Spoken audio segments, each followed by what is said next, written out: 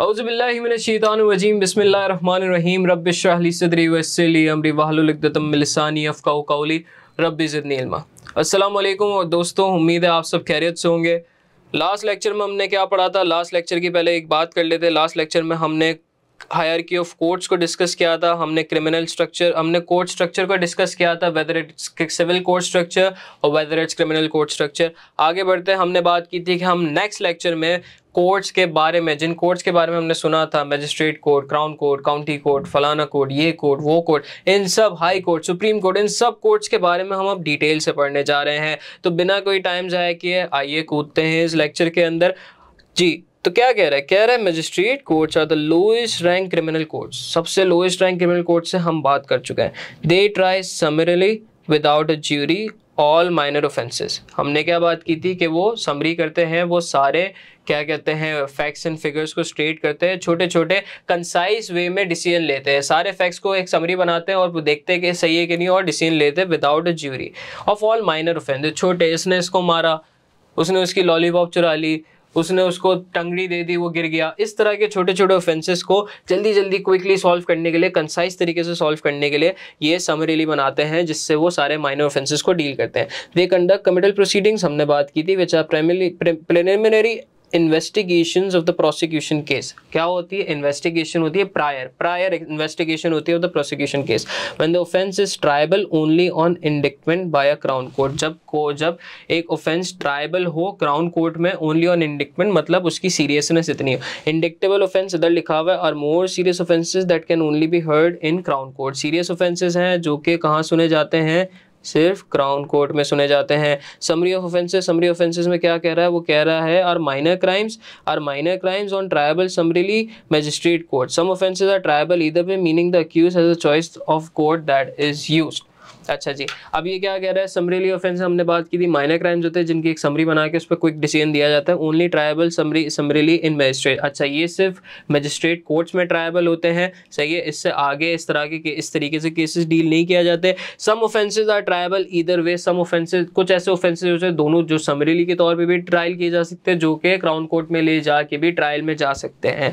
मतलब कहना ये चाह रहा है कि जिसके ऊपर इल्ज़ाम लगा है उसके ऊपर ये चॉइस है, he has the choice to choose the court that is use. सही है, उसके पास ये चॉइस है कि इधर वो छोटे कोर्ट में जाके इजीली ये मामला सॉल्व करा सके, या उसको उसके प्रॉपर ट्रायल चाहिए ताकि वो कोर्ट सही, ताकि वो केस सही से खुले और क्या पता डिसीजन उसके फेवर में आ जाए। Magistrates also have some civil jurisdiction which include the following: family proceedings, financial provision for parties to a marriage and children in the custody और supervision of children and guardian. अच्छा जी, magistrate courts के अंदर कुछ civil jurisdictions भी होती है, different divisions भी होते हैं, जिसके अंदर एक आता है आपकी फैमिली प्रोसीडिंग्स। फैमिली प्रोसीडिंग्स में हमने बात की थी कि हम फैमिली प्रोसीडिंग्स में क्या करते हैं? घरेलू मसला मसाइल, फाइनेंशियल प्रोविजंस के, अगर एक दो बंदों का डिवोर्स हुआ है तो एलिमनी की क्या रिक्वायरमेंट्स होंगी, कितनी एलिमनी जाएगी, बच्चे की कस्टडी किसके पास रहेगी, सुपरविजन ऑफ चिल्ड्रन, बच्चे कौन संभालेगा, गार्डियन कौन बनेगा, अडॉप्शन, अगर आप कोई बच्चा अडॉप्ट कर रहे हैं तो उसके ऑर्डर्स के, अडॉप्शन कर सकते हैं नहीं कर सकते, उसके क्या लीगल मसाइल हैं, वो सब फैमिली प्रोसीडिंग्स में डील किया जाता है। आगे बढ़ते हैं, enforcement of local authority charges and rates. भाई कम्युनिटी रेट्स हैं, कम्युनिटी टैक्सेस हैं, कम्युनिटी के छोटे छोटे जो अखराजात है वो भी जो लोकल अथॉरिटी, जो आपकी लोकल अथॉरिटी जहाँ आप रह रहे हैं उसके जो चार्जेस हैं, उसके जो रेट्स है, सर पार्किंग फाइन हो गए, सर टैक्सेस हो गए, सर ये हो गया वो हो गया, इस तरह के जो छोटे मोटे रेट्स हैं वो भी इन्फोर्स करा सकता है ये लॉ, ये कोर्ट, मजिस्ट्रेट कोर्ट। आगे बढ़ते हैं, हम बात करते हैं, हम अपील्स पे आते हैं। अपील्स में हम, अच्छा मैं इसको थोड़ा सा जल्दी लेके जा रहा हूँ because we have a lot to cover, and ये वो चीज़ें हैं जो हम पहले पीछे बहुत डिटेल में डिस्कस कर चुके हैं। अब मैं आपको सिर्फ ये दिखा रहा हूँ कि जो हमने डिस्कस किया है वही इधर लिखा हुआ है, इसीलिए we will speed it up a bit, ठीक है, ताकि आगे जो चीज़ें जो अब तक के हमने नहीं डिस्कस की उस पर हम अच्छा टाइम दे सकें अपना। अच्छा जी, आगे बढ़ते हैं। अपील्स में क्या कह रहा है? A decision in a criminal case in magistrate court may be reheard by a crown court. A case stated appeal on a point of law to a divisional court of the high court is based on the idea that the magistrates or the crown have wrongly interpreted the law. If they have, these cases may have sent back to the lower court with instructions as how it should be decided. क्या कहना चाह रहा है? A decision in a criminal case in a magistrate court may be reheard by a crown court. ठीक है, एक case है, अगर उसका डिसीजन मजिस्ट्रेट कोर्ट ने दे दिया तो हो सकता है कि वो केस फिर से क्राउन कोर्ट में रीहर्ड हुआ जाए, फिर से सुना जाए, फिर से इन्वेस्टिगेट किया जाए। Sorry, a case stated appeal on a point of law to a divisional court of the high court is based on the idea that में, अच्छा कहना क्या चाह रहा है कि a case stated, जो हमने बात की थी, अब याद करें जो मैंने बात की थी, मैंने क्या कहा था कि a case stated appeal on a point of law, ये वो होता है कि सामने वाले बंदे को लगता है कि ये डिसीजन गलत लिखा है। इधर क्या लिखा हुआ है, गौर से सुनिएगा, अगर इधर अलग लिखा हुआ है, नाम बदल लीजिएगा मेरा। To a divisional court of the high is based on the idea that magistrates of the crown court have wrongly interpreted the law. जब लॉ ही गलत इंटरप्रिटेट किया है तो डिसीजन कैसे सही ले सकते हैं? If they have, then the case may be sent back to the lower court with instructions as how it should be decided. गलत डिसीजन ले लिया था, सामने वाले को लगा कि सर ये जो डिसीजन लिया गया, ये जो लॉ इंटरप्रिटेट किया गया, ये गलत है, मुझे ये सही नहीं लग रहा।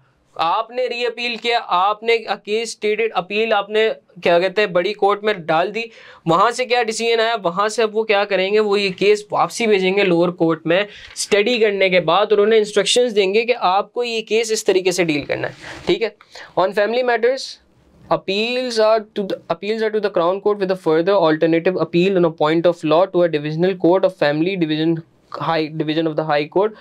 On other civil matters, appeal on a point of law is to a divisional court of Queen's Bench Division. क्या कहना चाह रहा है कि अगर कोई फैमिली मैटर है तो appeal to the court of law, appeal to the case stated आपकी family division of the high court में जाएगा। बट अगर कोई सिविल मैटर है, देखें हमने बताया था ना कि डिवीजन है, मैंने उस पर क्या बोला था कि ये डिवीजन क्यों काम आता है कि अगर आपका फैमिली डिवीजन है तो फैमिली डिवीजन से फैमिली मैटर्स को सॉल्व करेगा। तो अगर फैमिली मैटर्स को हैंडल करने में कोई मसला हुआ हो, कोई गलत इंटरप्रिटेशन हो, कोई गलत डिसीजन दे दिया हो और आपको उसको चैलेंज करना हो, तो फिर आप हाई कोर्ट के फैमिली डिवीजन में ही चैलेंज कर सकते हैं। और अगर वो फैमिली डिवीजन के अलावा कोई मसाइल हो तो आप कहाँ करेंगे? Queen's bench Division, Queen's bench Division, Queen's bench Division. ठीक है। अब हम बात करते हैं पर्सनल की। पर्सनल में क्या कर रहा है? की personnel in the magistrate court are the magistrates. अब ये बात कर रहा है कि पर्सनल में क्या बात कर रहा है, वो कह रहा है कि मजिस्ट्रेट में बैठता कौन है, प्रोसेस चला कौन रहा है मजिस्ट्रेट्स को। Are the magistrate who hear the cases, these fall into two category, दो कैटेगरीज ऑफ मजिस्ट्रेट, दो कैटेगरीज ऑफ जुडिशरी, ज्यूरी उधर बैठती है, जजेस। एक मजिस्ट्रेट होते हैं जो कि ले पर्सन होते हैं, आम इंसान होते हैं, जस्टिस ऑफ द पीस, जो पीस पे बिलीव करते हैं, selected by the Lord chancellor. Lord chancellor कुछ वॉलंटियर्स को सेलेक्ट करता है जो कि आम लोग होते हैं, जिनकी कोई प्रॉपर स्पेशलाइजेशन नहीं होती, जिनकी कोई प्रॉपर ट्रेनिंग नहीं होती, जो कोई प्रॉपर जजेस नहीं होते, बट वो क्या कहते हैं लॉर्ड चांसलर चूज करता है उन वॉलंटियर्स को जिनको उनको लगता है कि उनके अंदर ये सलाहियत है कि वो सही और गलत का फैसला कर सके। ऐसे लोगों को वो चूज करके मजिस्ट्रेट बनाता है जो कि फिर डिसीजन लेते हैं। बट एक चीज़ हाईलाइट कर लें कि ये ले पर्सन्स होते हैं। ले पर्सन मतलब आम इंसान होते हैं सर, ये आम इंसान होते हैं, ये आम लोग होते हैं, इनके पास कोई स्पेशलाइजेशन, कोई प्रॉपर क्वालिफिकेशन, कोई proper education related to this नहीं होती। उसके बाद क्या आता है? उसके बाद आता है आपके डिस्ट्रिक्ट जजेस, professional paid magistrate. Professional layman, professional फ़र्क है। एक ले पर्सन है, एक प्रोफेशनल है। सर उसने पढ़ा हुआ है, सर उसकी एजुकेशन है, वो प्रोफेशनल है, उसका इस काम में एक्सपीरियंस है। The magistrate courts are also staffed by clerks who can provide legal advice to for lay magistrate. अच्छा जी, वहाँ पे मजिस्ट्रेट कोर्ट्स के अंदर बहुत सारे क्लर्क्स भी होते हैं जो कि छोटी छोटी लीगल एडवाइसेस भी कर दे सकते हैं, जो आपके ले मैन मजिस्ट्रेट्स होते हैं उन्हें। ठीक है, ये हमारा मजिस्ट्रेट कोर्ट का था। हमने क्या पढ़ा? हमने ये पढ़ा कि मजिस्ट्रेट कोर्ट के अंदर समरलीज होती हैं, कमिटल प्रोसीडिंग होती हैं, हमने उनकी डेफिनेशंस पढ़ी। हमने फिर ये पढ़ा कि उसके अंदर फैमिली प्रोसीडिंग्स अलग होती हैं और क्या क्या होता है उसके अंदर। फैमिली प्रोसीडिंग्स होती हैं और उसके अंदर लोकल अथॉरिटी के जो रेट्स होते हैं वो भी इन्फोर्स कराए जा सकते हैं। अपील्स में हमने क्या पढ़ा कि एक डिसीजन अगर मजिस्ट्रेट कोर्ट ने ले लिया और क्या कहते हैं उसको रीहर्ड किया जा सकता है क्राउन कोर्ट के अंदर। अगर दोनों की तरफ से कोई डिसीजन आ गया क्राउन कोर्ट और मजिस्ट्रेट कोर्ट की तरफ से, तो वो कोर्स चैलेंज हो सकता है हायर कोर्ट पे। हायर कोर्ट के हमने बारे में क्या पढ़ा कि अगर कोई फैमिली मैटर है तो वो हाई कोर्ट की फैमिली डिवीजन में डील होगा। अगर अदर देन फैमिली मैटर है तो वो हाई कोर्ट के क्वीन बेंच डिवीजन में डील होगा। उसके बाद हमने पर्सनल के बारे में क्या पढ़ा? दो तरह के मजिस्ट्रेट्स पाए जाते हैं मजिस्ट्रेट कोर्ट के अंदर। नंबर 1 मजिस्ट्रेट इज अ ले person, he is a justice of peace, he is not a professional, he is a person selected by the Lord chancellor. ये चीजें याद रखें, ये चीजें लिखें, ये चीजें पॉइंटर्स बना के लिखें that the lay person magistrates. पहली टाइप क्या है कि they are lay persons who are selected by Lord Chancellor. दूसरी डिस्ट्रिक्ट जजेस who are professional paid magistrates, सही, और वहाँ क्लर्क्स भी पाए जाते हैं। आगे बढ़ते हैं, हमारे पास नेक्स्ट आता है काउंटी कोर्ट। काउंटी कोर्ट के बारे में हमने क्या पढ़ा था, याद करें हमने क्या पढ़ा था, इसको देखे बगैर याद करें हमने क्या पढ़ा था, नहीं देखे ऊपर आंखें बंद के लिए याद करें। ऑब्लिगेशन याद आना चाहिए। Whenever you hear county court you have to remember obligation. अच्छा जी, हमने ऑब्लिगेशंस का पढ़ा था कि वो ऑब्लिगेशन वाले केसेस को डील करते हैं जो ये कॉन्ट्रैक्ट टॉर्ट वाले केसेस होते हैं। ये क्या कह रहा है, इसकी बात भी सुन लेते हैं इन जनाब की। ये क्या कह रहे हैं, ये कह रहे हैं काउंटी कोर्ट्स हैव सिविल। अच्छा, अगर मेरी आवाज़ में आपको थोड़ा सा ऐसा लगे कि थोड़ी सी आवाज़ मतलब डाउन है और मतलब सर की आवाज़ ख़राब हो, इसलिए क्योंकि रमज़ान चल रहा है इस टाइम जब मैं रिकॉर्डिंग कर रहा हूँ, तो इस वजह से रोज़े में हूँ मैं, तो इस वजह से पानी वानी नहीं पी सकते, इसलिए गला थक जाता है बोलते बोलते। But still I am trying my best कि आपको ऐसा फील ना हो। मैं सिर्फ इसलिए बता रहा हूँ कि आप लोग ऐसा ना लगे कि सर तो बिल्कुल आवाज़ ख़राब हो रही है और क्या कहते हैं एनर्जी लो लग रही है। So it's a natural effect which happens during रोज़ा, but I am trying my best not to show it, but just saying it for the reference। अच्छा जी, आगे बढ़ते हैं। County courts have civil jurisdictions only but deal with almost every kind of civil cases। सही है, क्या कहना चाह रहा है कि काउंटी कोर्ट्स हर तरह के सिविल केसेस को डील कर सकता है। The practical importance of county courts that they deal with majority of UK civil litigation. जो यूके की जो मेजॉरिटी जो सिविल लिटिगेशंस होती हैं, मेजॉरिटी जो सिविल मसाइल होते हैं, जो इंडिविजुअल्स के आपस के मसाइल होते हैं, वो काउंटी कोर्ट डील करते हैं। ठीक है, इसके बाद हम आते हैं, क्या कह रहा है इसके बाद, कह रहा है the county court is involve in the following matters. इन मसलों को काउंटी कोर्ट डील करता है। कॉन्ट्रैक्ट एंड टॉर्ट हमने बात की थी, obligation, except defamation of character claim, मतलब किसी की कैरेक्टर असैसिनेशन करना, किसी को गलत कहना, किसी की आप समझे कि किसी के बारे में ऐसी बात करना जिससे उसका कैरेक्टर डिफेम हो रहा हो, जिससे उसकी बुराई हो रही है, जिसमें उसकी इज्जत जा रही है, जिसमें जो उसके रिलेट भी नहीं करता, जो उसने किया भी ना हो या उसने किया भी हो, बट आपका एक अमल, आपका ऐसा कहना आपका कुछ ऐसा कहना जो कि उस बंदे के कैरेक्टर को डिफेम कर रहा है, जो कि उस बंदे के कैरेक्टर को असैसिनेट कर रहा है, जो कि उस बंदे के कैरेक्टर को ख़राब कर रहा है, उसको उसके अलावा जितने भी कॉन्ट्रैक्ट टॉर्ट के लॉज हैं, जितने भी कॉन्ट्रैक्ट टॉर्ट के क्लेम्स हैं, वो ये काउंटी कोर्ट डील करता है। उसके बाद इक्विटेबल मैटर्स, क्या कह रहा है, concerning trust, mortgages and partnership dissolution, disputes containing. अच्छा जी, इक्विटी के मैटर्स जिसमें मॉर्गेजेस आते हैं, आपके ट्रस्ट आते हैं, पार्टनरशिप की जो डिसोल्यूशन होती है, खत्म हो रही होती है पार्टनरशिप, उसके मैटर्स भी ये डील करता है। डिस्प्यूट कंसर्निंग लैंड, ज़मीनी मसाइल भी ये डील करता है, ज़मीन किसी की ज़मीन के ऊपर झगड़े चल रहे हो। अनडिफेंडेड मैट्रिमोनियल केसेस का मतलब होता है शादी के वो मसाइल जिसके ऊपर सामने वाला कॉन्ट्रैक्ट, फॉर एग्जाम्पल जैसे सर एक हस्बैंड है, उसको अपनी वाइफ से डिवोर्स चाहिए, बट नॉर्मल केसेस में क्या होता है that either the wife will oppose, resist, सही है, या उस चीज़ से नो, या वो कहेगी कि नहीं ऐसे डिवोर्स कैसे ले सकते हो, मैं तुमसे अभी भी प्यार करती हूँ, तुम्हें दिखता नहीं है, तुम मेरी आंखों में देखो, मैं तुम्हें अभी, इस तरह की फिल्मी बातें वो कर सकती है। बट वो वाइफ ठहरी हमारी strong independent woman, pro feminist, जो I don't need a guy for my life वाली, तो I can survive on my own वाली। तो उन्होंने बोला भाई तुम जाओ मुझे ज़रूरत नहीं है। उन्होंने इस डिसीजन को डिफेंड नहीं किया। तो जब उन्होंने उस केस को डिफेंड नहीं किया, सामने वाले हस्बैंड ने बोला भाई मुझे इनसे डिवोर्स लेना है, वाइफ ने बोला जाओ ले लो, मुझे मेरी बला से तुम जाओ डिवोर्स लो, अकेले रहो, भाड़ में जाओ, मुझे नहीं फर्क पड़ता। ये कौन से केसेस होते हैं? ये होते हैं अनडिफेंडेड मैट्रिमोनियल केसेस।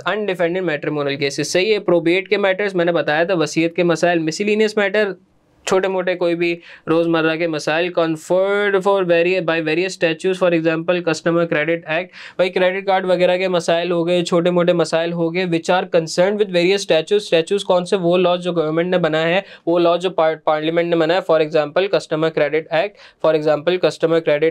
1974, इस तरह के जो मसाइल है, मिसलिनियस मैटर्स है, ये कौन देखता है? ये भी काउंटी कोर्ट देखता है। सम bank करप्सी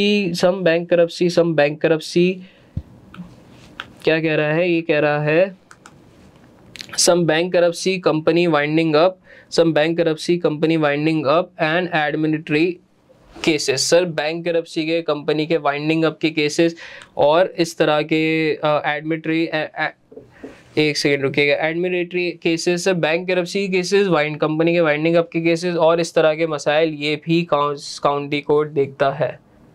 some bankruptcy company winding up and admiralty cases. अच्छा जी, सम बैंकरप्सी इधर है सर, सब bankruptcy company winding up and admiralty cases. Bankruptcy का मतलब है कि सर किसी का करप्ट हो जाना, किसी का बैंक करप्ट हो जाना, बिल्कुल पैसे वैसे खत्म हो जाना। कंपनी का वाइंडिंग अप हो जाना, कंपनी का खत्म हो जाना, कंपनी खत्म हो रही है, अब अपने इख्तितामी मराहिल पे है। एडमिरल्टी केसेस का मतलब होता है मैरीटाइम मरीन जो मसले होते हैं, समंदर के, दरियाओं के, किसी की ट्रेड वगैरह के मसले, वो भी कौन देखता है? ये काउंटी कोर्ट देखता है। अपील्स में क्या कह रहा है? अपील्स पे आता है। अपील्स में कह रहा है from the county court there is a right to appeal direct to civil division of court of appeal for some cases, in most other cases and appeal goes to relevant division of the high court. क्या कह रहा है? From the county court there is a right of appeal.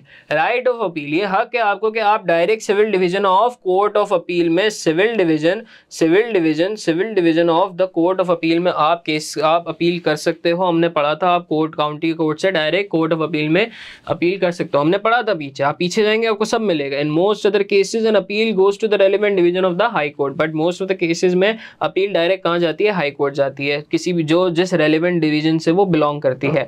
Personal पे आ जाते हैं। Personal में क्या होता है? The personal in the county court consist of circuit जजेस असिस्टेड बाय डिस्ट्रिक्ट जजेस। सही है, दो तरह के होते हैं, एक सर्किट जजेस होते हैं और एक डिस्ट्रिक्ट जजेस होते हैं। जी हमने क्या पढ़ा? हमने काउंटी कोर्ट के बारे में पढ़ा। अब हम आगे बढ़ते हैं हमारे नए कोर्ट की तरफ, क्राउन कोर्ट की तरफ। ये वापसी रिवीजन कराएंगे जी सर, ये लेक्चर खत्म होते हुए वापसी हम आगे सब रिवाइज करेंगे, कोई टेंशन लेने वाली बात नहीं है। अच्छा जी, अब हम बढ़ते हैं क्राउन कोर्ट पे। क्राउन कोर्ट में क्या कह रहा है? The crown court is a single court but it sits in 92 different towns and city and also known as the central criminal court, the Old Bailey in London. Crown court एक single court है, but वो 92 different towns में बैठता है, 92 different towns के cases को वो deal करता है। And is also known as central criminal court. Central criminal court बीच के जो सारे मसाइल हैं, आपके जो सेंट्रली जो सारे क्रिमिनल मसाइल हैं वो ये देखता है, विच इज़, इसका एक और नाम ओल्ड बेली भी है जो कहा जाता है। It deals with the following matter. अच्छा, ये किन मैटर से डील करता है? ये बड़ा मैटर करता है। Indictable offences, serious offences with a jury. सही है। अपील्स फ्रॉम मजिस्ट्रेट कोर्ट्स, जो मजिस्ट्रेट कोर्ट से अपील्स आती हैं उनमें डील करता है। Committals for sentencing from magistrate court, किसी को सेंटेंस करना हो, किसी को सज़ा देनी हो, किसी को इम्प्रिजनमेंट की सज़ा देनी हो, उसकी जो कमिटल्स वही होती हैं। वो कमिटल्स जब प्रोसीड होकर ट्रायल में आती हैं क्राउन कोर्ट के अंदर, तो वो डिसीजन लेता है। तो वो कौन कौन से मसाइल सुनता है? वो इंडिक्टेबल ऑफेंस सुनता है, वो अपील्स फ्रॉम मजिस्ट्रेट सुनता है, वो कमिटल्स फॉर सेंटेंसिंग सुनता है। सही है। आगे बढ़ते हैं। The crown court deals with the Crown Court deals with few types of civil cases, for example appeals from magistrate court on matters of affiliation, betting, gaming and licensing। अच्छा जी, जो crown court है वो कुछ civil cases को भी सुनता है, वो कुछ सिविल केसेस पे भी इन्वेस्टिगेट करता है, जो जिस पे एग्जांपल आती है आपकी जो मजिस्ट्रेट कोर्ट से आपकी जो अपील्स आती हैं, और आपका जो court on matter of affiliation, batting and gaming. Sir जो बैटिंग, गेमिंग और लाइसेंसिंग के हवाले से, जो एक दूसरे के एफिलिएशन के हवाले से, जो रिलेशन के हवाले से, क्या कहते हैं, किसी से एफिलिएशन है, किसी के क्या नाम है आपका, किसी तरह की कोई एफिलिएशन है, कोई बिजनेस एफिलिएशन है, कोई कॉर्पोरेट एफिलिएशन है, कोई राइट्स की एफिलिएशन है, इस तरह के कोई भी केसेस होते हैं जिसके अंदर बैटिंग भी, और उसके अलावा बैटिंग के केसेस होते हैं, गेमिंग के केसेस होते हैं, लाइसेंसिंग के सिविल केसेस है, मगर ये भी क्राउन कोर्ट सुन लेता है क्योंकि इसमें कोई कुछ कॉम्प्लेक्सिटीज़ होती हैं।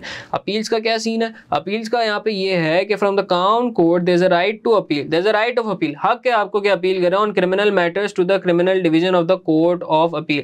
अच्छा, क्राउन कोर्ट अपील इज, आप इतना पढ़ के आपको अंदाजा हो गया होगा, it's mainly concern to the criminal side, क्या कह रहा है?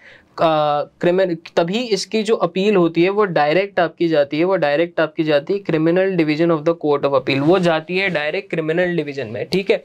An appeal by way of case stated on a point of law may also be made to the divisional court of the Queen's Bench Division in High Court. अच्छा, an appeal by way of case stated, समझ गए कौन सी appeal की बात करें? पहुंच गए ना, ऊपर वाली अपील और नीचे वाली अपील का फर्क अब आप समझ गए होंगे, मुझे बताने की जरूरत नहीं, मुझे पता है.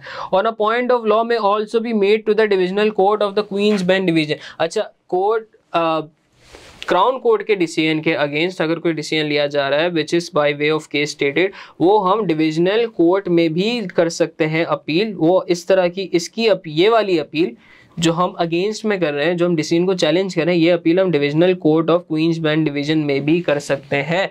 ठीक है, हम कोई QBD में भी जाके अपील कर सकते हैं when we are appealing by way of case stated. अगर डायरेक्ट अपील जा रही है तो फिर क्रिमिनल मैटर्स की जाएगी direct appeal criminal division of court of appeal में. ठीक है, अच्छा आगे बढ़ते हैं. पर्सनल में क्या क्या आता है? The crown court has the following personal. High court जजेस में होते हैं फॉर सीरियस ऑफेंसेस. अगर कोई सीरियस ऑफेंसेस हैं तो फिर उसके लिए हाई कोर्ट जजेस अपॉइंट किए हुए हैं. सर्किट जजेस की बात करते हैं. सर्किट जजेस क्या होते हैं? सर ये भी सर्किट जजेस हाई कोर्ट जजेस की तरह ही फुल टाइम जजेस होते हैं. सही है, और इनका भी काम यही होता है कि इधर काउंटी कोर्ट में होते हैं जहाँ पे वो सिविल केसेस डील कर रहे होते हैं, या वो क्राउन कोर्ट में होते हैं जहाँ पे वो आपके क्रिमिनल केसेस डील कर रहे होते हैं. उसके अलावा आपके रिकॉर्डर्स आते हैं. ये कौन होते हैं? ये होते हैं पार्ट टाइम जजेस. ये होते हैं पार्ट टाइम जजेस. पार्ट टाइम क्या इनकी स्पेशलिटी है? पार्ट टाइम है. इनको दिए जाते हैं लेस कॉम्प्लेक्स केसेस. ठीक है, इनको कम कॉम्प्लेक्स केसेस दिए जाते हैं क्योंकि पार्ट टाइम जजेस होते हैं, ये फुल टाइम नहीं होते. ठीक है, हमने पढ़ा यहाँ पे 3 तरह के जजेस होते हैं. हाई कोर्ट जजेस फॉर सीरियस ऑफेंसेस, सर्किट जजेस और छोटे छोटे कामों के लिए, छोटे छोटे केसेस के लिए हमारे पास रिकॉर्डर्स होते हैं. उसके बाद हम पढ़ते हैं, हम आ जाते हैं अपने हाई कोर्ट के ऊपर. हाई कोर्ट के ऊपर आते हैं हम बड़ी बड़ी बातें करेंगे.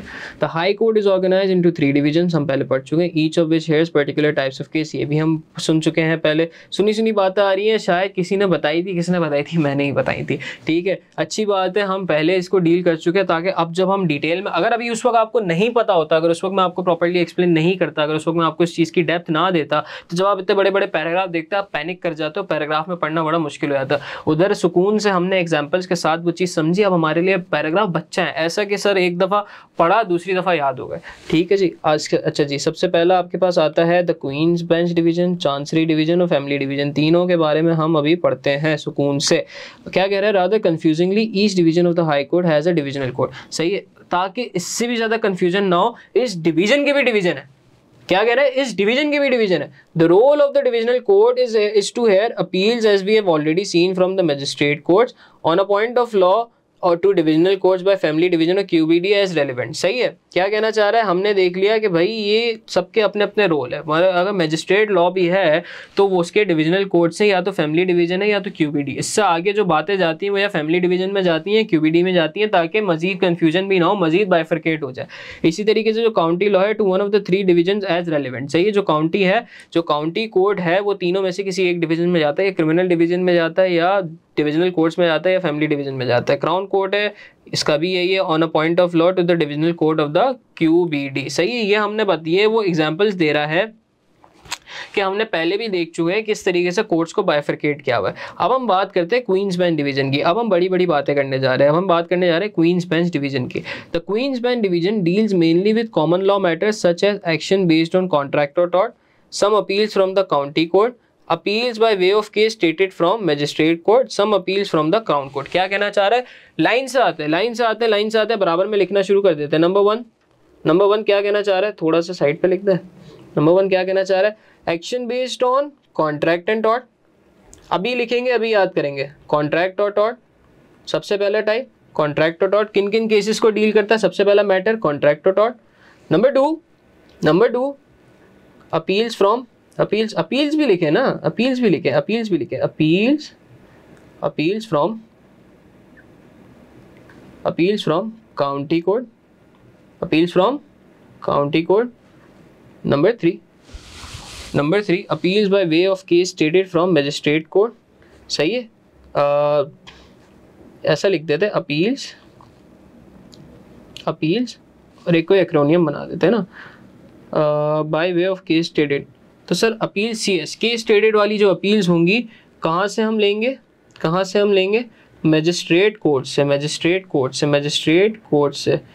अच्छा जी, मजिस्ट्रेट कोर्ट से हम लेंगे appeals by way of case stated. और हम कौन से इस पे डील करेंगे? Appeals from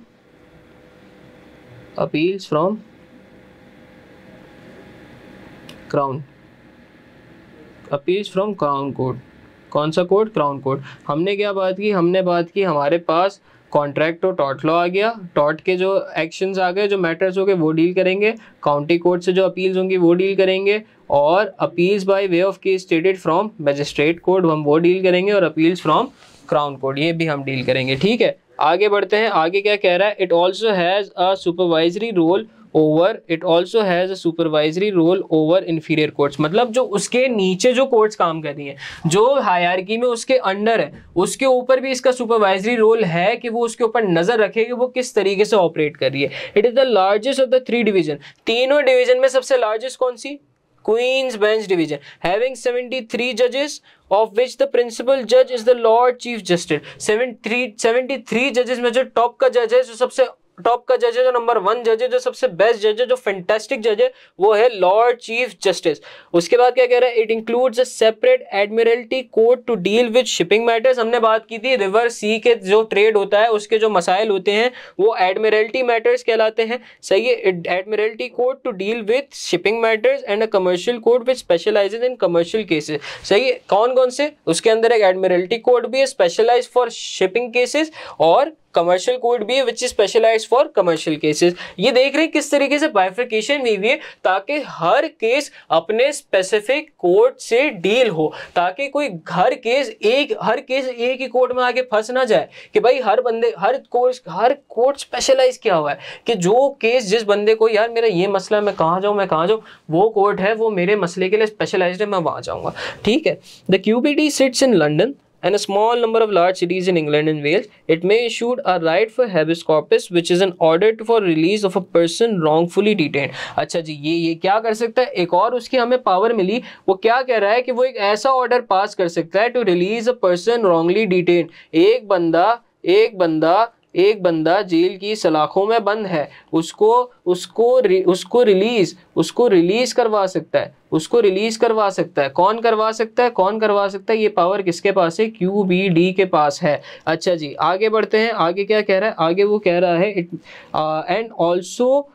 and also prerogative orders against inferior, और जो इंफीरियर कोर्ट्स है उनके खिलाफ प्रीरोगेटिव ऑर्डर्स, मतलब उनको ऐसे ऑर्डर्स दे सकते हैं कि भाई ये गलत हुआ है ये सही करो, ये गलत हुआ है ये सही करो, कुछ उनकी मिस्टेक्स ठीक करने के लिए। जैसे हमने बोला ना कि अगर उनसे कोई उनसे कोई डिसीजन बनाने में कोई गलती भी हो तो उस गलती को ठीक करके उसको इंस्ट्रक्शन दे के उनको इस तरह के ऑर्डर दे सकते हैं कि आप ये डिसीजन चेंज करें, आपसे ये गलती हुई, हम आपको इंस्ट्रक्शन दे रहे हैं, अब आप इस तरीके से इस केस को डील करेंगे और डिसीजन देंगे। ठीक है, and courts, tribunals and other bodies such as local authorities, इन सबको ये ऑर्डर्स दे सकते हैं। There are 3 type of prerogative order and mandatory order. 3 type है इन ऑर्डर्स की। मैंडेटरी ऑर्डर, मैंडेटरी मतलब जरूरी, रिक्वायरिंग द कोर्ट और other body to carry out a public duty. सही है, किसी भी कोर्ट या किसी भी लोकल अथॉरिटी की बॉडी को वो ये ऑर्डर कर सकते हैं जो उनके ऊपर मैंडेटरी होगा कि आपको ये पब्लिक ड्यूटी निभानी है, आपको ये करना है।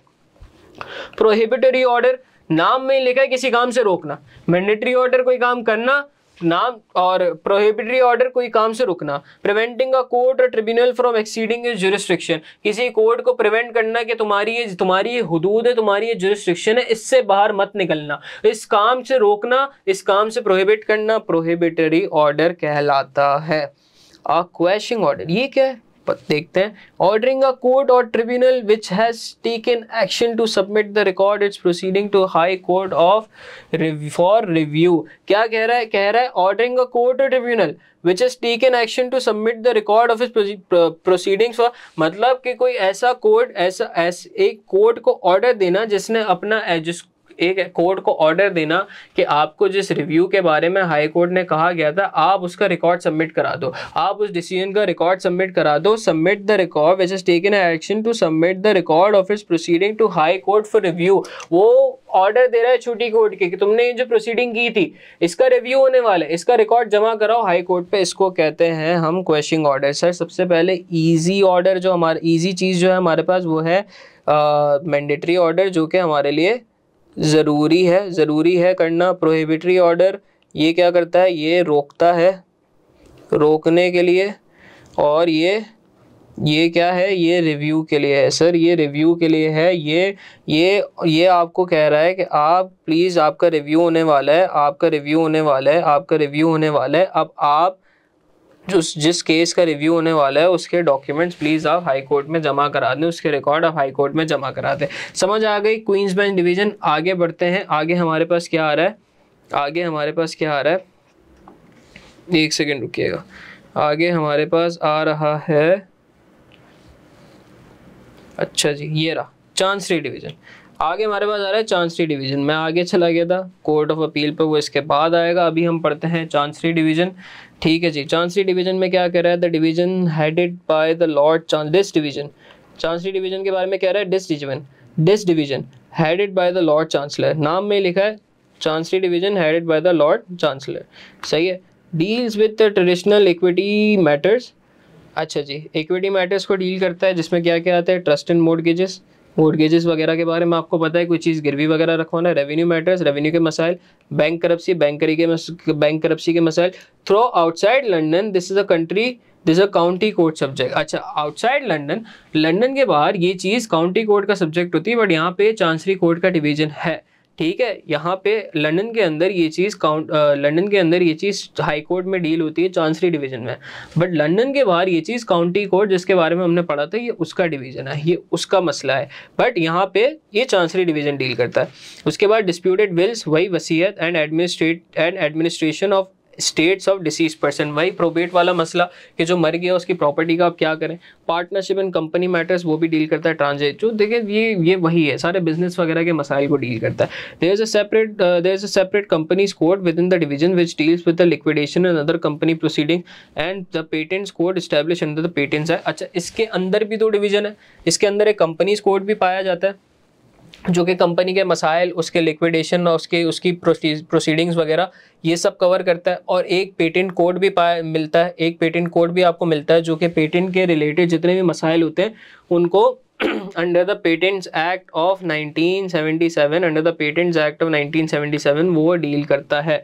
अच्छा जी, फैमिली डिवीज़न की बात करते हैं। The division deals with matrimonial cases, शादी के मसाइल। फैमिली प्रॉपर्टी केसेस, फैमिली के ज़मीनों के मसाइल। प्रोसीडिंग रिलेटिंग टू चिल्ड्रन, जिसके अंदर आता है आपके पास वार्डशिप, गार्डियनशिप, अडॉप्शन एंड लेजिटिमेसी। अच्छा जी, किसी की कस्टडी, किसी को अडॉप्ट करना, किसी की गार्डियनशिप, किसी को चिल्ड्रन से रिलेटेड, बच्चों की कस्टडी वगैरह से रिलेटेड, उनके फाइनेंस वगैरह से रिलेटेड जितने भी मसाइल हैं वो कहाँ डील होते हैं, फैमिली डिवीजन में होते हैं। Appeal from magistrate court on family matter, magistrate court से जो अपील्स आती है फैमिली मैटर्स के ऊपर, काउंटी कोर्ट से जो अपील्स आती है फैमिली मैटर्स के ऊपर। आगे बढ़ते हैं अपील्स के ऊपर। अपील्स में क्या कह रहा है, civil appeals from high court may be made to the court of appeal, civil division or to the supreme court under what is known as leapfrog procedure. This procedure is rarely used. क्या कह रहा है, civil appeals from the high court may be made to the court of appeal or to the supreme court under what is known. या तो वो जाएगा court of appeal में which is the normal procedure, या तो ये civil appeal जो कि हाई कोर्ट में चल रही है ये डायरेक्ट जाएगी सुप्रीम कोर्ट में, कोर्ट ऑफ अपील को मिस करा के वो डायरेक्ट जाएगी सुप्रीम कोर्ट में, which is a leapfrog procedure. This procedure is rarely, ये बहुत कम यूज किया जाता है, ठीक है, बट ऐसा हो सकता है। ठीक है, आगे बढ़ते हैं। आगे क्या कह रहा है, criminal appeals are made direct to the supreme court where the case has reached to the high court on appeal from a magistrate court और फ्रॉम द क्राउन कोर्ट। क्या कह रहा है, criminal appeals are made direct to the supreme court, criminal appeal या तो direct supreme court को की जाती है, where the cases reach the high court on appeal from a magistrate court और फ्रॉम द क्राउन कोर्ट। सही, criminal appeals ऐसी गुंजाइश है कि वो डायरेक्ट सुप्रीम कोर्ट को की जाती है फ्रॉम हाई कोर्ट, बट वो आई कहाँ से होती है? मजिस्ट्रेट कोर्ट से आई होती है और क्राउन कोर्ट से आई होती है। अच्छा जी, पर्सनल में क्या कह रहा है? पर्सनल में क्या कहता था? High court is staffed by high court जजेस। द चीफ जजेस in each division are as follows. सही है जी। अब डिवीजन के मेन जजेस के बारे में बात कर लेते हैं। क्वींस डिवीजन में आपके पास आता है लॉर्ड चीफ जस्टिस, टॉप वाला। फैमिली डिवीजन में आपके आता है प्रेसिडेंट। चांसरी में आता है लॉर्ड चांसलर, जो कि हेड है in practice the vice chancellor. सही है, आपके पास लॉर्ड चांसलर आता है और वो किसके साथ होता है? वाइस चांसलर के साथ होता है। क्वींस डिवीजन में क्या आता है? Lord chief justice. Family division में प्रेसिडेंट। चांसरी डिवीजन में लॉर्ड चांसलर। आगे बढ़ते हैं। हमारा ये कंप्लीट हुआ। हमने क्या पढ़ा? हमने हाई कोर्ट कंप्लीट कर लिया और हाई कोर्ट की तीनों डिविजन्स के बारे में हमने पढ़ लिया। आगे बढ़ते हैं। आगे हम पढ़ेंगे कोर्ट ऑफ अपील के बारे में। ठीक है, कोर्ट ऑफ अपील के बारे में हम पढ़ेंगे। कोर्ट ऑफ अपील के बारे में हम स्टार्ट करते हैं। बिस्मिल्लाहिर्रहमानिर्रहीम। Court of appeal, a court of first instance is the court where the case is originally heard in full. A court of first instance is the court where the case is originally heard in full. क्या कहना चाह रहा है? Case आया, magistrate में गया,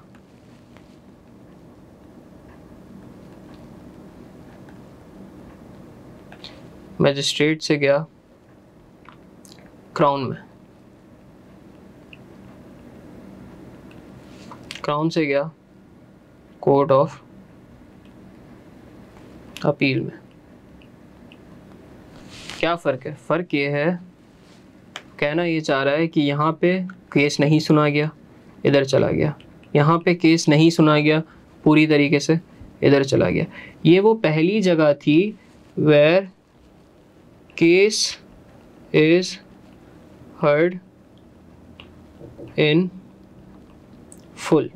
कह रहा है जो पहली जगह थी जहाँ केस पूरी तरीके से सुना गया, तो ये जगह कहलाएगी आपकी, ये जगह आपकी कहलाएगी फर्स्ट इंस्टेंस।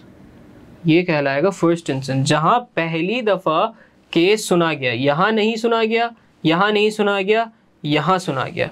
ठीक है, तो ये वो पहली जगह है जहाँ case is heard in full, पूरा केस सही तरीके से सुना गया, तो इसको हम कहेंगे फर्स्ट इंस्टेंस। सही है, इसको हम कहेंगे कोर्ट ऑफ फर्स्ट इंस्टेंस।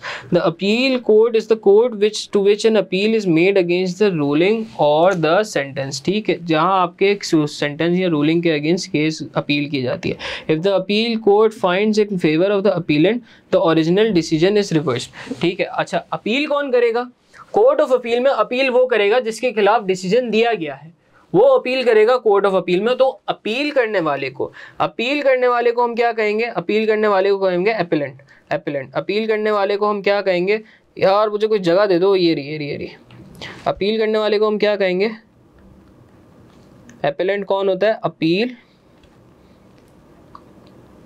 करने वाला, अपील करने वाले को हम क्या कहते हैं? एपिलेंट।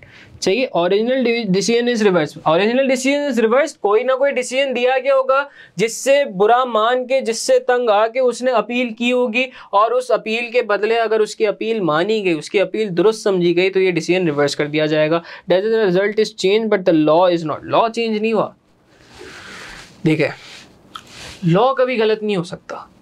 लॉ सही है लेकिन लॉ इम्प्लीमेंट सही नहीं हुआ होगा, लॉ सही से डायरेक्ट नहीं हुआ होगा, इस वजह से डिसीजन गलत हो सकता है, लॉ गलत नहीं हो सकता। यही कहना चाह रहा है कि डिसीजन चेंज हो गया, लॉ चेंज नहीं हुआ। ऐसा नहीं कर सकते कि एक बंदे ने अपील की, उसके खिलाफ मर्डर का केस चल रहा था, तो हमने उस डिसीजन में ये रिवर्स कर दिया कि हमने लॉ ही चेंज कर दिया कि मर्डर करना क्राइम ही नहीं है। ना ना ना ना ना, हो सकता है कि मर्डर उसने किया ही ना हो, फैक्ट्स एंड फिगर स्ट्रेट ना हुए हो, सही से एविडेंस का जमा ना हुए हो, फेक विटनेसेस हो उसके खिलाफ जिसने उसको फंसाने की कोशिश की हो, at the end of the day वो बेचारा फंस गया और उसके खिलाफ ये केस हो गया। तो डिसीजन चेंज हो सकता है, डिसीजन में गलती हो सकती है, लॉ में गलती नहीं हो सकती, लॉ में चेंज नहीं हो सकता। ये बात याद रखिएगा, कभी लॉ नहीं बदल दीजिएगा। डिसीजन चेंज कर सकते हैं, लॉ चेंज नहीं कर सकते। डिसीजन को गलत बोल सकते हैं, लॉ को गलत नहीं बोल सकते। आगे बढ़ते हैं। This is different from overruling which happens when a higher court finds a lower court decision to be wrong in law and in future is law is change. अच्छा जी, ये क्या कह रहा है? क्या कहते हैं? अच्छा, अब इसमें क्या कह रहा है? इसमें ये कह रहा है कि अगर ओवर रूलिंग में क्या होता है कि जब एक हायर कोर्ट एक लोअर कोर्ट के डिसीजन को गलत बोल देती है कि आपने ये जो लॉ इंटरप्रेट करने की कोशिश की है ना, आपने ये जो लॉ लगाने की कोशिश की ना, ये लॉ इधर फिट नहीं हो रहा, ये लॉ इधर फिट नहीं हो रहा, या आप अपनी मर्जी से लगा रहे हैं, इस वजह से आप इसको चेंज कर दें, आप इस लॉ की क्या कहते हैं इम्प्लीमेंटेशन को चेंज करते हैं अपने आप। क्योंकि ये तो एक केस सामने आया ना, ऐसे पता नहीं कितने केसेस होंगे जिन्होंने अपील करने की हिम्मत ही नहीं की होगी और ये चलता हुआ एक प्रेसिडेंट बन गया होगा, तो ये लॉ की एप्लीकेशन गलत हो रही होगी। अभी भी इधर एक लॉ अगर बना हुआ है, वो लॉ कभी गलत नहीं हो सकता, वो लॉ चेंज नहीं हो रहा। फॉर एग्जाम्पल यार आप मेरी बात सुने, देखिए एक होता है जो कि प्रेसिडेंट से बनता है, ये जब हम सोर्सेज ऑफ लॉ पढ़ेंगे तो एक जो ऑलरेडी लॉ बना हुआ है ना, for example drinking while driving is wrong, अगर इस लॉ को चेंज कर दे कि drinking while driving is right, ये नहीं हो सकता। बट अगर आपके पास एक स्पेशल केस आता है कि जिसमें ऑलरेडी कोई लॉ कह ना रहा हो और आप अपना जहन लगा के अपनी सोच लगा के कोई क्या बोलते हैं उसके ऊपर decision they they, being a जज अगर आप उसके ऊपर डिसीजन देते हैं, तो बाद में हायर कोर्ट के ऊपर ये अथॉरिटी है कि वो उनके सामने जब ये लॉ आएगा कि ये लॉ इस बंदे ने पास किया, नया केस आया था और उनके वो पल्ले नहीं पड़ेगा, तो वो उसको ओवर रूल कर देंगे कि लॉ गलत है, इस लॉ को चेंज कर दें। अब ये लॉ क्योंकि वो एक इंस्टेंस सिनेरियो में बना था, बट एक जो लॉ जो सालों से चलता हुआ आ रहा है, that can not be wrong. Decision, implementation, understanding of the law can be wrong, but the law itself can not be wrong. सही, the law itself can be placed into a right place, into a right scenario, into a right circumstance where it can work, where it can show its effect and where it can be accepted. But if you put a law in a wrong situation, in a wrong circumstance, in a wrong place, then it will show adverse effects and it can be and it will be eventually wrong. So therefore the implementation and the application of law can be wrong, but the law itself cannot be wrong. ठीक है, उसके बाद फिर हम पढ़ते हैं Civil Division. The Civil Division of the Court of Appeal hears appeal from the High Court, County Court and certain other courts and special tribunals. It may uphold or reverse the earlier decision or order a new trial. The Civil Division of the Court of Appeal hears appeals from High Court. कहाँ से सुनता है? High Court से appeal सुनता है, County Court से appeal सुनता है and certain other courts से वो अपील सुनता है and special tribunal से. It may uphold or reverse the earlier decision or order a trial. या तो वो उस decision के साथ खड़ा रहेगा, या तो वो उसको अलग बदलने की बात करेगा, या तो वो कहेगा कि इसको पर नया ट्रायल स्टार्ट करो।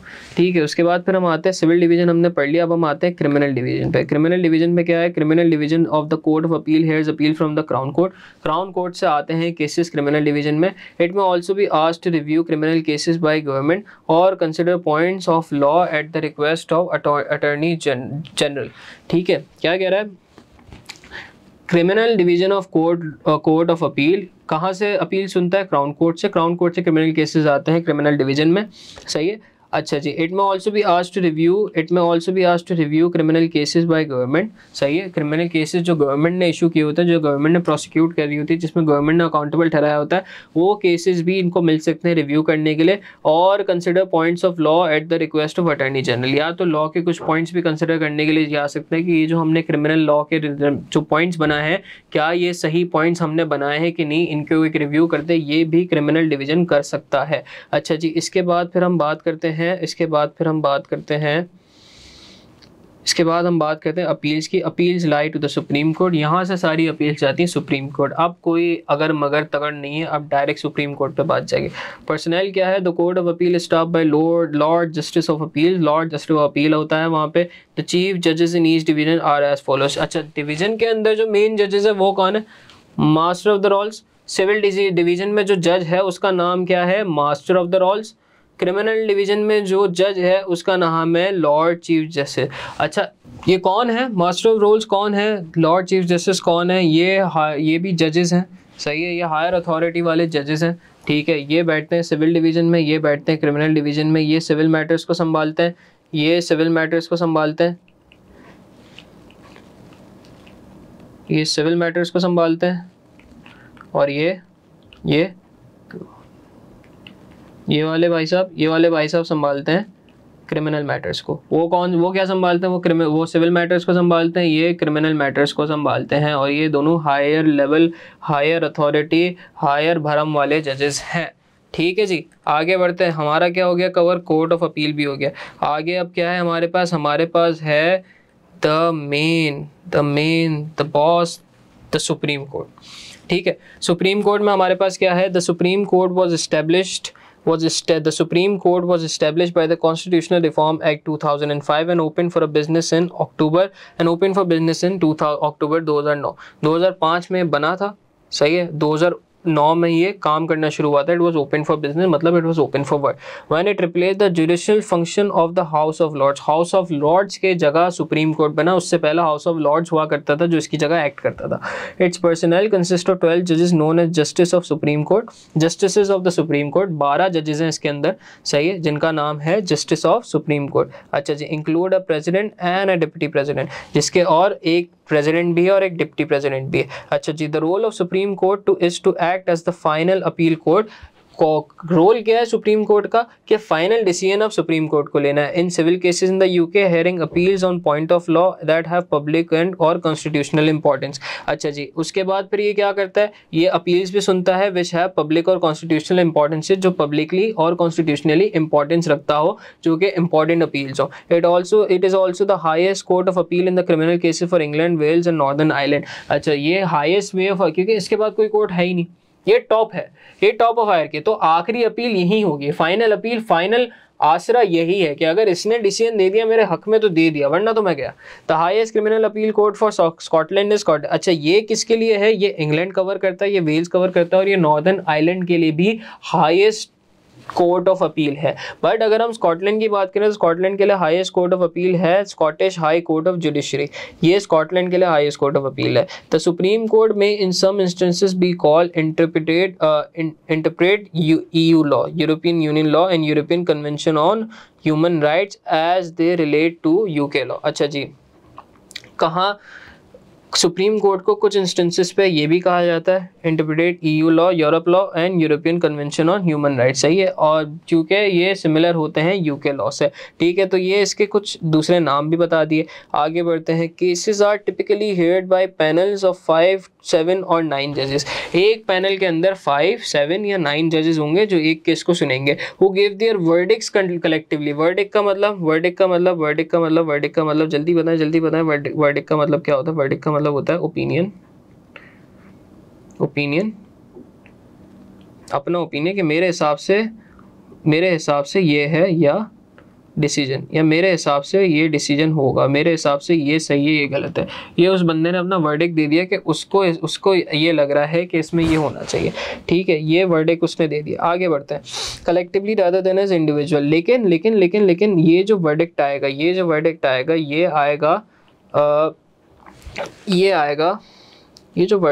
ये कलेक्टिव होगा. ये जो वर्डिक्ट आएगा ये कलेक्टिव होगा. क्या ये इंडिविजुअल होगा सर? क्या ये इंडिविजुअल हो सकता है कि एक ने बोला मेरा ये मानना है तो ये मानना पड़ेगा? नहीं, इंडिविजुअल नहीं हो सकता, ये कलेक्टिव होगा. इंडिविजुअल नहीं हो सकता, ये कलेक्टिव होगा. ये इंडिविजुअल नहीं हो सकता, ठीक है जी. उसके बाद फिर क्या कह रहे हैं? This is to encourage discussion among those that the top of the legal profession which should result in robust clear decision that the rest of the judicial system can rely on. अच्छा जी, ये क्या है? This is to encourage discussion among those at the top of the legal profession. ये उनके लिए discussion encourage करता है, ये उनके लिए हौसला, ये उनको मोटिवेट करता है जो बिल्कुल टॉप पे होते हैं कि असली फैसला आपके हाथ में, आपको ये फैसला करना, उनके ऊपर ये जिम्मेदारी आती है. Which result in robust and clear decision, जिसकी वजह से चूँकि वो टॉप पे है अपने लीगल प्रोफेशन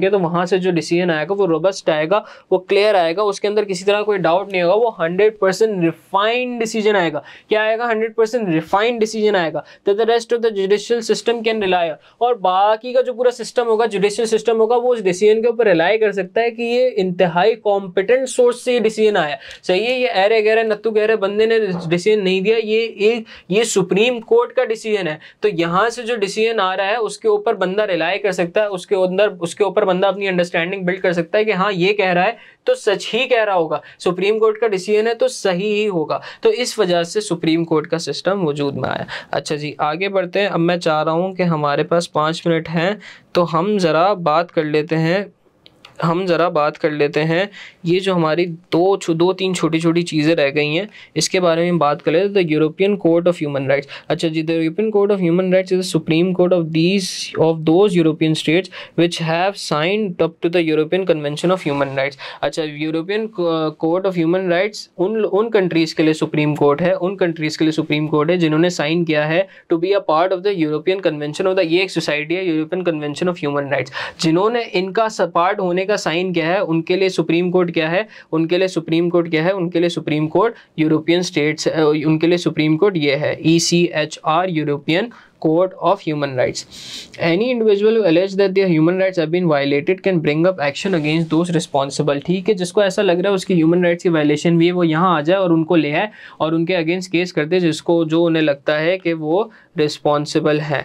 ठीक है जी, इसके बाद आगे बढ़ते हैं। Since human rights act 1998, human rights act कौन सा है, 1998, the UK has incorporated the European convention of human rights into UK law enabling reinforcement to be exercised in UK contract। अच्छा जी, ह्यूमन राइट्स एक्ट 1988 के बाद UK ने European convention of human rights बनाई और नहीं बनाई नहीं, बनी तो वही थी लेकिन उसको यूके लॉ के अंदर इनकॉर्पोरेट कर दिया कि आपके जो लॉज है अब हम यूके लॉ के अंदर भी डाल लें ताकि हमारे यहाँ भी ह्यूमन राइट का ना सिस्टम चलता रहे और हमें उसके ऊपर कोई नए लॉज ना बनाने पड़े, हम European convention of human rights के ही लॉज यूज करेंगे। तो जो उसके खिलाफ जाएगा वो हमारे भी कोर्ट्स में अगेंस्ट, वो हमारे भी कोर्ट्स में अकाउंटेबल खड़ा होगा। ठीक है, यूरोपियन कोर्ट ऑफ जस्टिस की बात करते हैं। यूरोपियन कोर्ट ऑफ जस्टिस में हमें क्या कह रहा है, तो European court of justice has the role of interpreting European treaty law and ensuring it is observe. सही है, हमें क्या कह रहा है कि वो यूरोपियन ट्रीटिंग लॉ को ऑब्जर्व करे कि वो सही से चल रहा है कि नहीं चल रहा और उसको इंटरप्रेट करे कि वो किस तरीके से अप्लाई होगा। European laws are enacted in the UK and are therefore directly applicable to individual and businesses within the UK. European laws UK के अंदर भी अप्लाई होते हैं, इसीलिए एवरी इंडिविजुअल और business working in the boundaries of the UK are accountable, are liable to European law as well.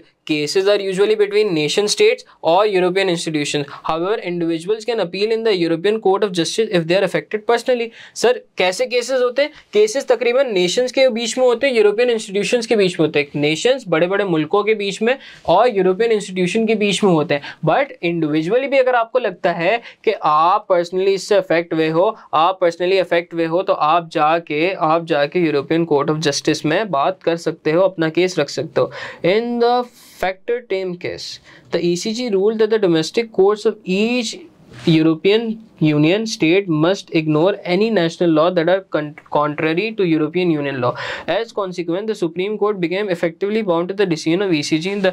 अच्छा जी, अब क्या हुआ कि ECJ ने एक ऐसा भी रूल बनाया है कि जो डोमेस्टिक कोर्ट्स है हर यूरोपियन यूनियन स्टेट में जितने भी कंट्रीज आ रहे हैं, यूरोपियन यूनियन में जितने भी कंट्रीज आ रहे हैं, उस हर स्टेट के ऊपर ये फर्ज है कि अगर उसका लॉ, फॉर एग्जाम्पल समझाएं, लिखता हूँ मैं इधर, लिखता हूँ कह रहा है कि अगर यूके है, यूके में एक लॉ चल रहा है, यूके का लॉ अगेंस्ट खड़ा हो रहा है यूरोपियन यूनियन के लॉ से, तो हम किसकी मानेंगे, या हम यूके के लॉ की मानेंगे या हम यूके के लॉ की मानेंगे, हमें किसकी माननी, हमें यूके के लॉ की मानेंगे। अगर ये इसके अगेंस्ट खड़ा हो रहा है, अगर ये इसके अगेंस्ट खड़ा हो रहा है तो फिर हम किसकी मानेंगे, हम मानेंगे इसकी, हमें माननी पड़ेगी इसकी, हम इसको छोड़ देंगे। हाँ, क्यों? क्योंकि ये अगर कोई नेशन, अगर कोई कंट्री यूरोपियन यूनियन की बाउंड्रीज के अंदर आ रहा है, अगर यूरोपियन यूनियन की लिस्ट में आ रहा है और उसके जो कंट्री के अपने लॉज हैं वो यूरोपियन यूनियन के अगेंस्ट खड़े हो रहे हैं, तो फिर हम यूरोपियन यूनियन का लॉ मानेंगे और अपने स्टेट को अपना लॉ इग्नोर करना पड़ेगा। ठीक है, आगे बढ़ते हैं। आगे क्या कह रहा है, the privy council, the judicial committee of privy council is the final court of appeal for certain commonwealth countries. Their decision are also important to cases heard in the UK as they have persuasive influence over hearings concerning points of law applicable under the UK's jurisdiction. The judicial committee of privacy law के बारे में कह रहा है, is the final court of appeal to certain commonwealth countries. कुछ Commonwealth countries के अंदर ये फाइनल कोर्ट ऑफ अपील है। ये जैसे कुछ हमारे यहाँ पे सुप्रीम कोर्ट था, कुछ के अंदर ये फाइनल कोर्ट ऑफ अपील होता है, कुछ कॉमनवेल्थ कंट्रीज के अंदर ये फाइनल कोर्ट ऑफ अपील होता है। Their decision are also important to cases heard in the UK as they have persuasive influence सही है, their decision are also important to cases heard in UK. UK के अंदर भी जो cases होते हैं उसके अंदर भी इसका डिसीजन बहुत अहम होता है।